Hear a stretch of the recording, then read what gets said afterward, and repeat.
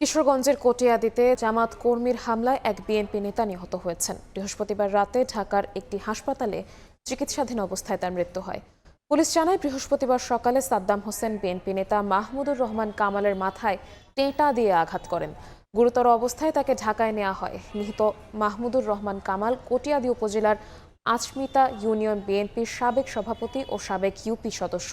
হত্যায় অভিযুক্ত সাদ্দাম হোসেন আমচিতা ইউনিয়ন জামায়াতের একজন সদস্য বলে জানা গেছে।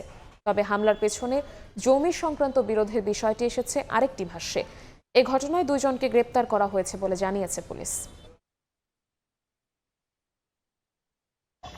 একটা ছাত্র হয়েছিল, ওর বুকে দিতে হয়েছিল, আর ছাত্র বিরেতে গিয়া ওই যে কামাল যে মারা গেছে ওনার ছেলের হাত থেকে লাগছে। এটা মানে মূলত যে ছেলেটা মারছে ও আগে ছাত্রলীগ করতে, এখন মানে জামাতে যোগ দিছে। দুইজন গ্রেপ্তার আছে, মামলা হয়েছে। বাদী ওই যে ক্ষতিগ্রস্ত পক্ষ অপর ভাইয়ের আত্মীয় স্বজন ক্ষতিগ্রস্ত হয়েছে।